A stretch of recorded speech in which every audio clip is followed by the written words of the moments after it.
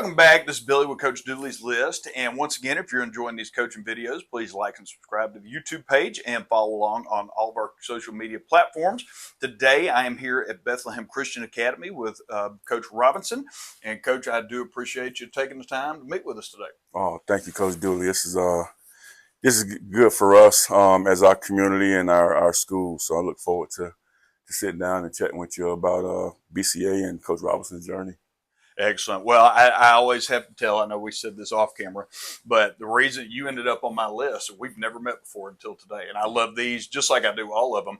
But we met, or you ended up on my list because I have a neighbor whose son plays football for you. And she's talked about what a difference you've made in her son's life, and you've got to get over there. And that was back in the summertime. So it's taken a while because I don't mess with anybody during the season. Right. So I do definitely appreciate you taking the time. So kind of jump right into it and let everybody know just about your coaching journey and how you ended up here at Bethlehem Christian. Yeah, well, started off as, I guess, as a player. I'm from Atlanta, Georgia, and played at Benjamin E. Mays High School under Kirby McDaniel. And then from there, I went to Arizona Western. Played JUCO there, played JUCO ball there, and then went to Johnson C. Smith, a Division II school in North Carolina, CIAA school under Daryl McNeil and Bill Davis were my coaches when I was there. Started student coaching, needed a couple more classes to graduate, so I wound up staying the coach. So Bill Davis kept me on, and Tim Hartness actually took it over after Bill Davis left my first year coaching, and Coach Hartness brought me on as an offensive line, tight ends coach. Did that for a while, and then I went to Cheney State. Tim Newsom was the head coach up there, so I was the offensive coordinator, assistant head coach up there. Did that for a little bit. It kind of got cold. I'm a Southern guy, so Pennsylvania's cold. It's in that PSAC conference, great football conference, but had to come back. Came back to Johnson C. Smith. There, jumped on the other side of the ball. Daryl McNeil was still there. Jumped on the other side of the ball. Was the defensive coordinator, D-line coach there. Did one more year there, and then we left and went to Clark Atlanta. Was at Clark Atlanta for 3 years. Was the offensive line coach, assistant head coach there. From there, came back to North Carolina and went to got into high school. Just wanted to kind of try something different. So, a guy by the name of Bobby Collins down in Lancaster, South Carolina. Gave me opportunity to come down there and be his offensive coordinator there. So I was working in North Carolina as a PE teacher and driving and commuting to Lancaster, South Carolina, which is about 45 minutes to 50 minutes from Charlotte to Lancaster, South Carolina. So did that for about 4 years, and then just wanted to change. I wanted to, be a head coach. And before I left, I had, a bunch of coaching interviews in North Carolina, 10 to be exact. And I just wasn't a good fit for any of those programs. So me and my wife, I had a good friend that I coached with at Cheney State in Pennsylvania that got the AD job here and head football job here. And he actually got me opportunity to come here and meet Rhonda Whiting and Anthony Torbett, which is the CFO and the head of school here. And gave me opportunity to come here as the upper school principal, believe it or not, and the offensive coordinator. So one thing about private schools, a little different in public. Like in public, you can't be an administrator and pretty much coach athletics. So it was a best of both worlds here. And a little bit before I got here, I worked in the recreation department in Charlotte, Mecklenburg. And so that's how I kind of jumped into the youth sports here. So I'm the junior nights coordinator, which is youth sports here, along with the assistant AD, head football coach, and dean of students. So a lot of hats, but, hats that really kind of help mold and help build, the youth program all the way up to the varsity programs here.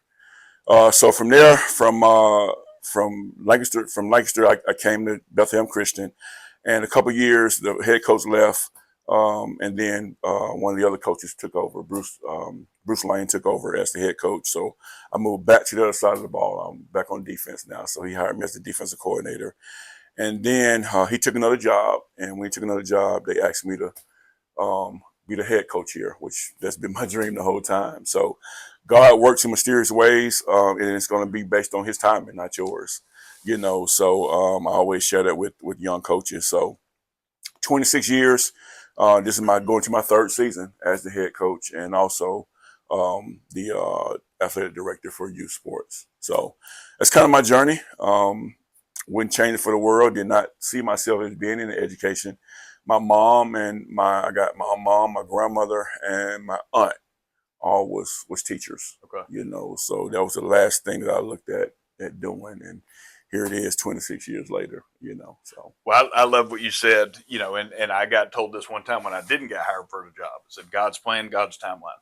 Yeah. But it's crazy how it works. So you're telling me that the coach you worked with in Pennsylvania got the job here, yes, and then brought you back to Georgia all the way from there. That's why I love just how the coaching world, just the webs get intertwined. And so, you know, doing all the jobs. And I love this because it definitely sets you up for success, being on both sides of the ball, you know, working, you know, at all the different levels of college. right. And then also being able, like I said, working with the youth stuff to try to grow it up, because now you've met those kids. Right. And you know how it is today. Like, you have those kids, and, you know, everybody, I'm not going to say everybody, some people are looking to move, you know, so you have those relationships with those kids from a young age, and then, you know, they just keep filtering on up here. So that's awesome. And again, quite the journey. So really, really cool. So in all those stops, you know, you not really pick and choose, but you kind of get ideas from other coaches, and you start to formulate, you know, what it is you want your program to be known for. So now today, what is it you want your program here at Bethlehem Christian to be known for? We live by 4 pillars. That's what our kids live by. The first one is loyalty. You know, through those stops and those journeys, I've seen some real loyal coaches, and I've seen some not so loyal coaches. And it's cost some jobs. It's cost some friendships. You know, and it's cost some kids opportunity, you know. The other one, you know, the other one would be accountability.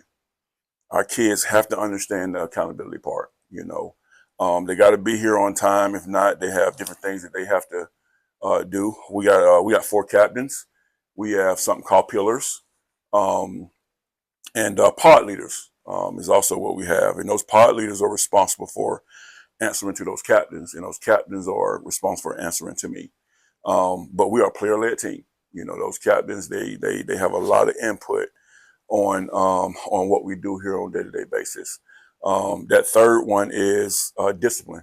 You know, that's the third pillar that we have, to where you got to be disciplined. That helps you on and off the field, in the classrooms, in the community.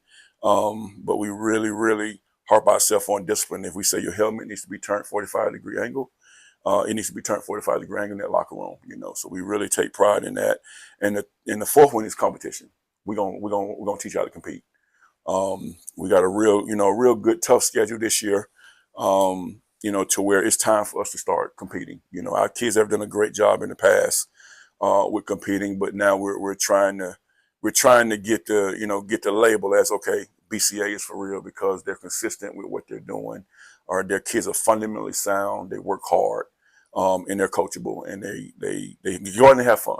You know, so that's the 4 pillars that we have. So that's what BCA football is all about. That's what we live by.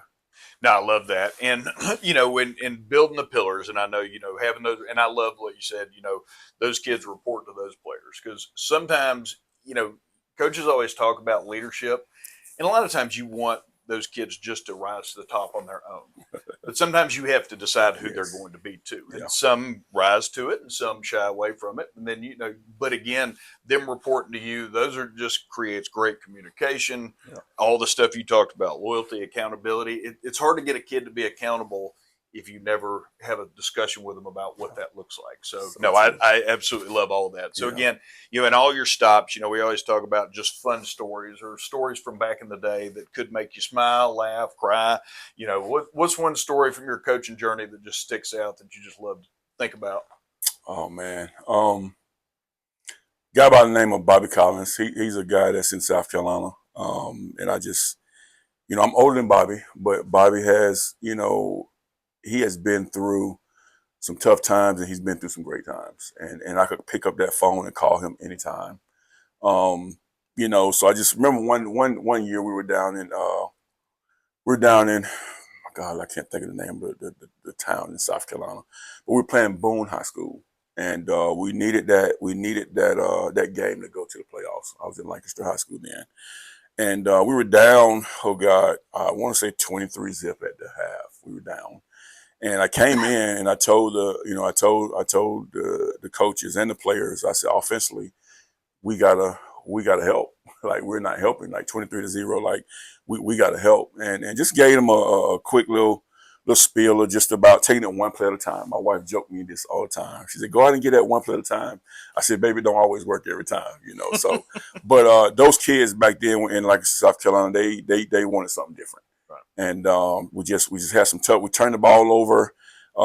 We had a script sack for a touchdown. Like, it was different things that happened, and we just couldn't get it rolling. So that, we concentrate on just getting first downs.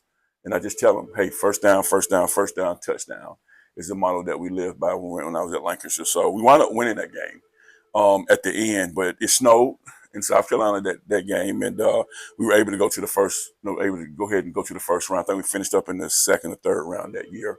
But just a remarkable, execution by the kids, remarkable by the coaching staff to make those adjustments and those changes, and kids just did not quit. So that's a story that'll be with me for forever. So.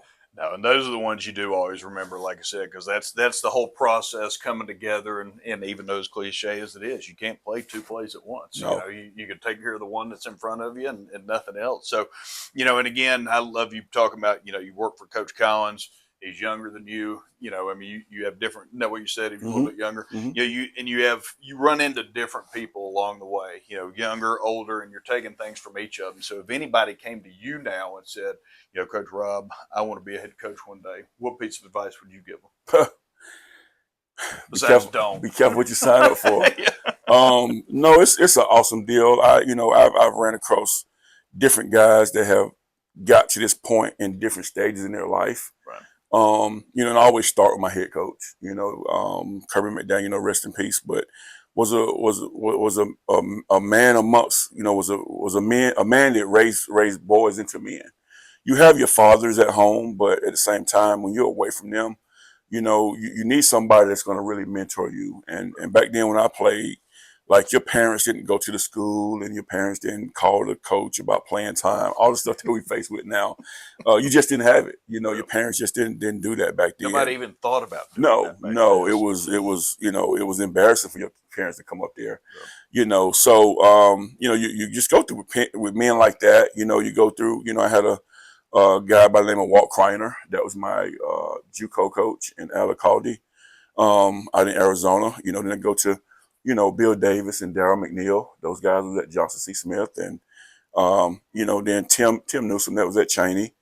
And then Bobby Collins, that was at South Carolina. And then Gus Felder was here that gave me the opportunity to come to Bethlehem and coach.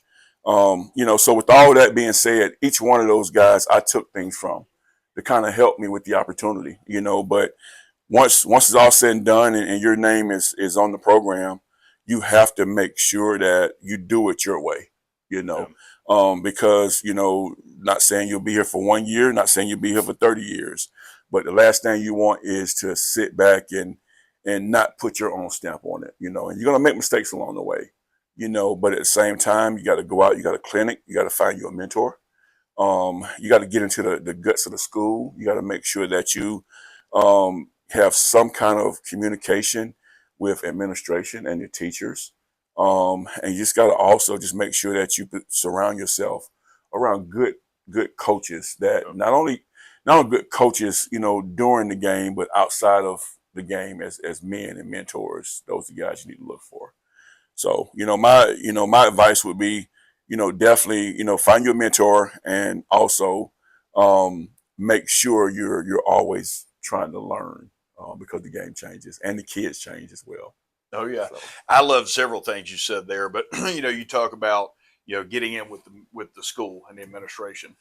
I've always said, and this is me from bebopping around schools all the time, there's two things that tell, not just two, but two big things that tell about the culture of a school. One is how your football program's run. Right. And, if a coach holding the kids accountable, it filters down to all the rest of the kids. And the other is the lady in the front office. Yes. If she's smiling and welcoming, Yes. then, it's always different how it changes when you walk into a building. Right. But also, too, about, talking about mentors and having somebody that you can reach out to. I've talked to so many coaches lately where, we're on group text with others, and it's just, it's not for, just telling bad jokes and that kind of stuff. It's hey, what do you do here? Right. And having people that are going through the same things you are, and that genuinely know, like, hey, he needs to hear this right now, or he needs to hear that, and somebody that's willing to tell you things you may not want to hear, and also being able to accept them. So no, a lot of good stuff there. So this is kind of the fun part before we wrap it up. Just a little rapid fire questions. Didn't tell you any of these.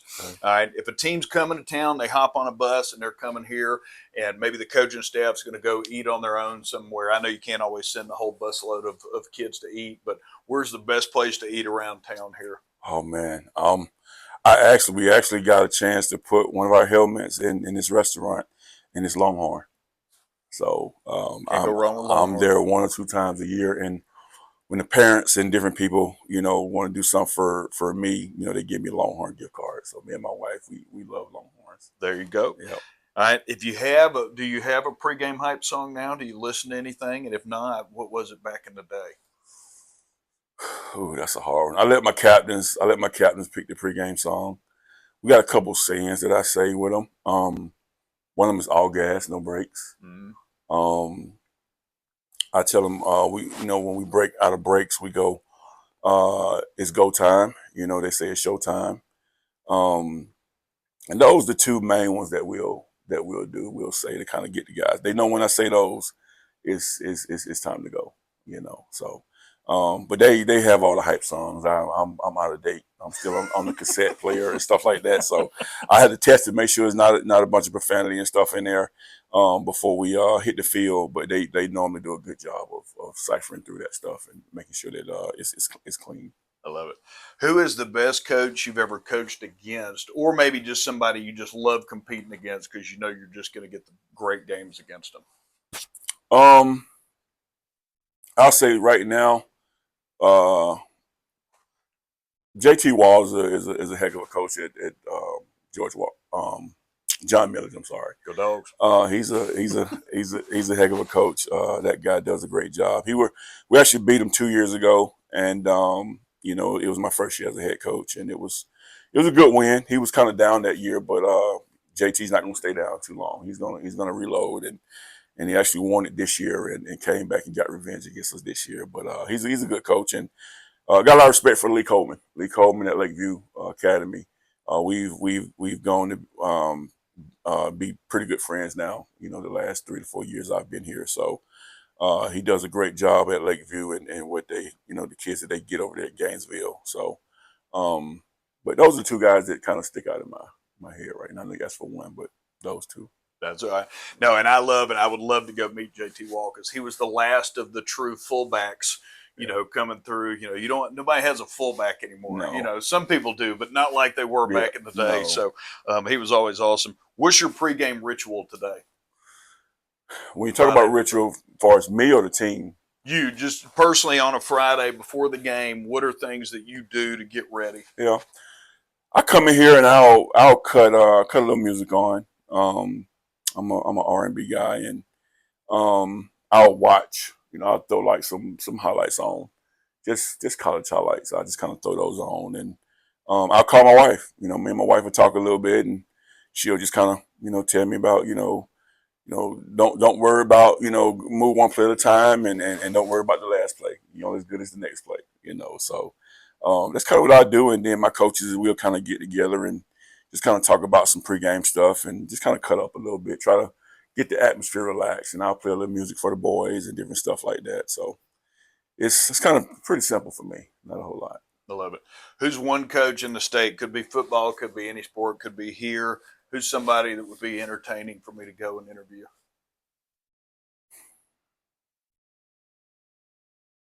I had to say Lee Coleman. Lee Coleman be a good one. Yeah. You said that's Lakeside? Lakeview. Lakeview, out in Gainesville. Yep. Excellent. Okay, yep. I'll definitely look at that. So last thing, and the reason I do all these interviews is just to bring attention to, I've got a website. It's like I want it to be a one-stop shop for coaches. Find uniforms, helmets, dirt, technology, whatever. It's called Coach Dooley's List, obviously. And so I always ask, the only way I put anybody on there is if coaches actually referred the vendors to me. So who's a vendor you just have loved to work with that you would shout out to your other coaching buddies if they ever needed something? BSN. Michael Houston. Okay. And that, listen, I know it's all about the rep too. So I It's know the rep. the way you said it, that tells me anybody around here It's- needs to get in touch with him. It's the rep. He can get it done for you. He actually outfits my 3rd grade all the way through my 12th grade. That's awesome. Yep. So we use him. Good deal. He's on the spot. He picks up that phone. He don't hide behind emails. If you make a mistake, he's gonna make it right. That's what coaches want. He's gonna make it right. Great guy. We've been with him. I think, going on 3 years. When I was the AD, I signed. Mike actually encouraged me to sign that contract, and we signed it. And then we just signed another deal here last year. So Awesome. we'll be BSN as long as Mike's here, and as long as I'm here. I'm pretty sure. So. Well, like I said, you got to take care of the ones that take care of you. So, That's it. well, Coach, I do appreciate you taking the time, and look forward to seeing what y'all do in the fall. Thanks, Coach Dooley. Appreciate you. Yes, sir.